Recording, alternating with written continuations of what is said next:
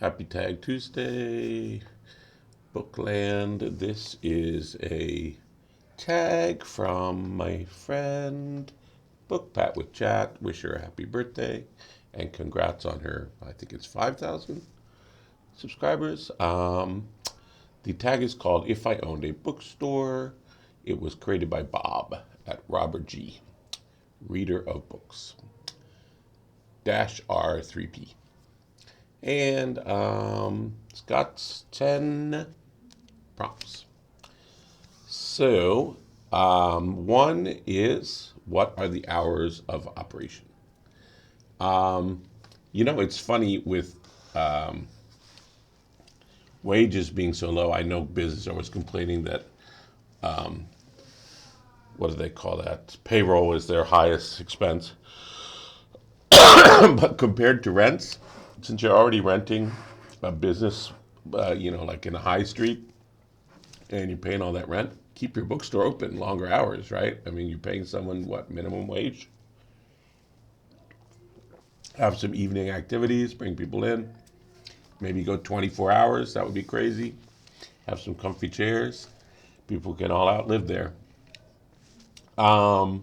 Yes, so many hours of operation.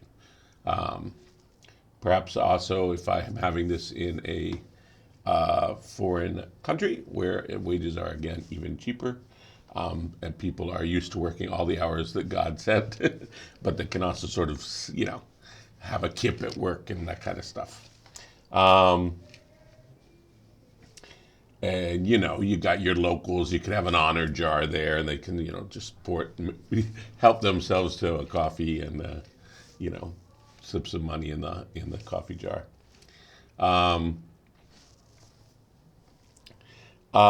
Is there ambient music and what kind? So music this is super important to me.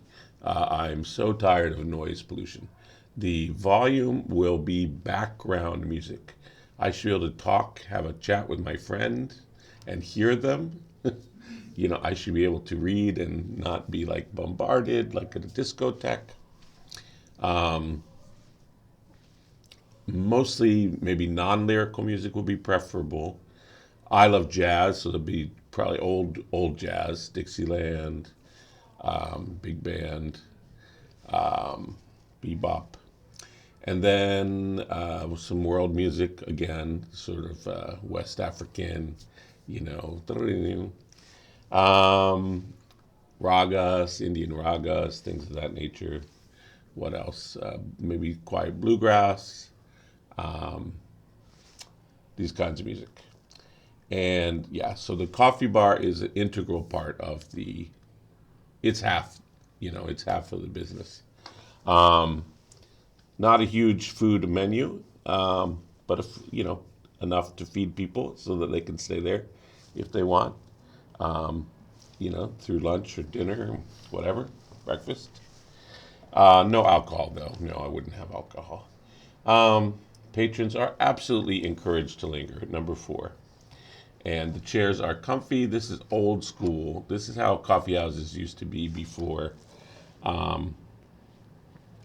this third wave thing came in or whatever, with all these, people sitting on steps and like these weird, stools that you're perched on because someone thinks that they look Scandinavian or Japanese. No. Old, mismatched couches, soft chairs, some tables for sure, for communal tables. If you're alone, you can sit there and meet somebody. There should be room for book groups to gather there and for presentations for authors, signings, that kind of stuff. Is their live entertainment. So this bookstore that I have imagined for many, many years is inspired by my experience in communal living. As a young lad, I was living a number of years in a commune style intentional community. I think at that point might have been called Foundation for Feedback Learning, or it might have been before it was called that. But it is the one that my father still lives in Staten Island. It's now called Ganas. And they are very successful. They have a number of businesses, a number of houses. They do repurposing, so vintage clothes. They have the bookstore, used bookstore, and then the furniture refurbishing. So recycling, very very good ethic as well. Um, my mother, left that situation. Didn't think it was good for the kids, and my father has pretty much been in it ever since. My stepfather, but he's the one I grew up with. Then I lived in college, co-ops, and then even lived in Kumbaya Co-op, believe it or not. It's part of NASCO, the North American Student Co-op Organization in Chicago. Really enjoyed that. Later on, spent more time in Ghana as an adult. Also in a short time in Twin Oaks, which is another of the big rural communes still going. So the intentional communities, kind of broadly speaking, can be divided into groups like eco villages, um, communes where you have more sharing, income sharing, maybe share a car, that sort of thing. Co-ops, which is a little more, relaxed. Various levels of communal meals, maybe once a week, maybe every night, or maybe a choice thereof. And then you have your sort of co-housing, which is a lot less communal.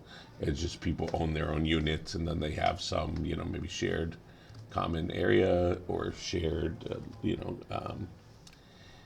tools and landscaping and that sort of thing. Yes, so I really enjoyed communal living in my life.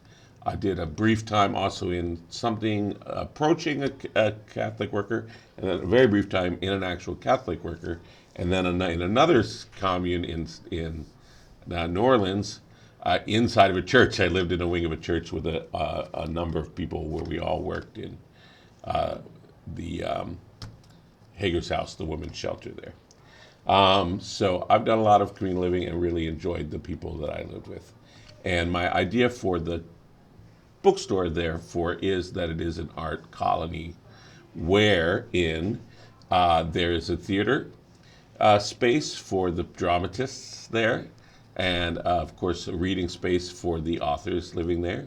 There's exhibition space for the artists there, including pottery, plastic arts, conceptual arts.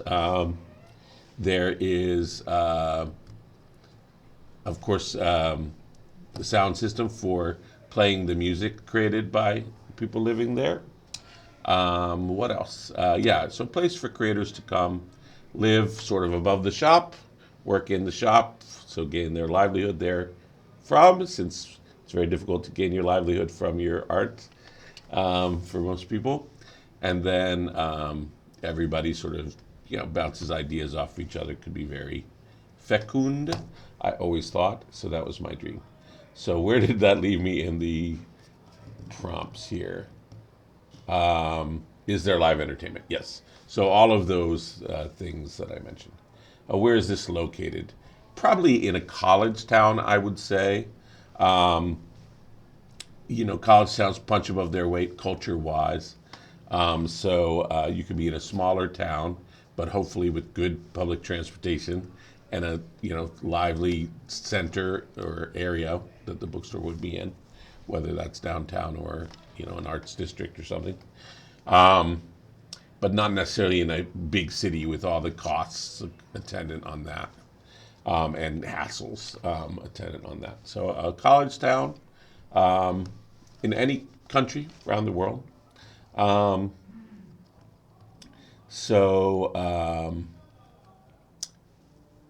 does the bookstore look from the outside? I haven't really thought much about that. Perhaps we'll have an architect living in as well, so they can design that whole scene. I did, when I refurbished a school library, so I was a curriculum director, but ended up sort of acting like an assistant principal in a school in Senegal, and this bilingual academy, ICRA, Islamic Academy, and then I gave up my office so that the staff could have a teacher's room. And then I moved into the library where I would be visible and approachable to everybody. And also redid the entire library, which was just a mess.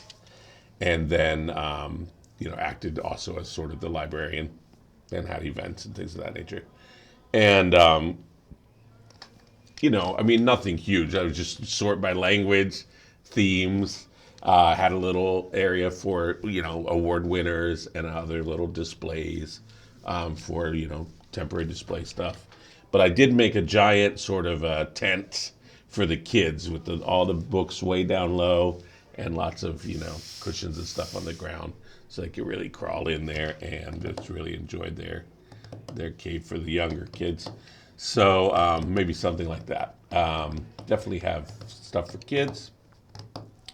What's our specialty? Used books, new and used. Used, I think, probably some new, but local authors, and of course our residents. Fiction and nonfiction. No particular genre specialization, but we should have, shouldn't we, books about communal living. So I was trying to think of some. You'd think there would be a lot more. I read a really good one about a young guy, and I think he stays in a squat for a while, and then he finds his way into this commune. He has all this love adventures in the commune and power plays, and just really displayed the communal life in a fun, interesting, vivacious, non-idealized way, but that still was appealing, I think, to some folks. Anyway, we've got some. So, of course, there were the Transcendentalists, right? They had Brook Farm. So a number of them wrote about that, and including, you might not know this, but Alcott, the father of Little House on the Prairie, they also had a fruit land, some kind of farm commune for like a half of a minute there until they realized they were all eggheads who didn't know how to farm. But yeah, so I don't know if that ever had an influence on Little House on the Prairie, but there was a communal farm associated with Transcendentalists as well.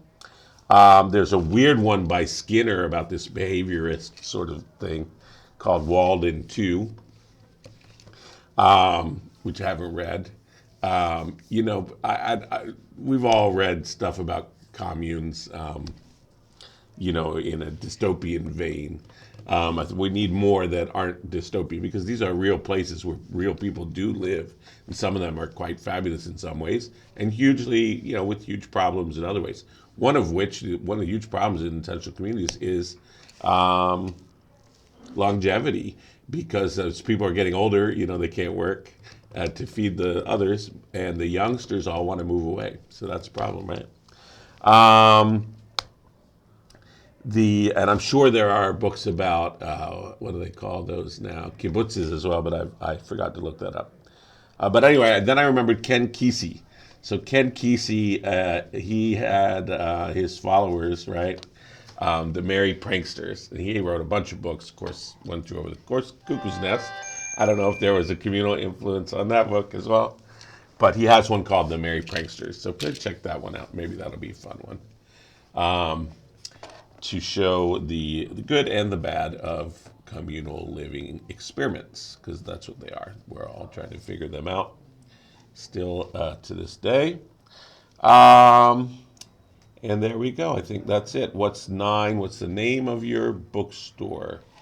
Oh, well, I don't want to name it. I'll let the commune come together, and that'll probably be a 20-hour discussion. To name the bookstore. And tagging some friends. Yes, I'm going to tag some people that I think might have an interest either in bookstores or communal living. Anyway, not too much about books in this one. Sorry about that. But I think I might be almost caught up with tags, if not caught up, which means if I continue on with tags, or I might take a couple weeks off, I can go back and mine the old tags again, find some old ones that are fun and wacky for ya. See ya next Tag Tuesday.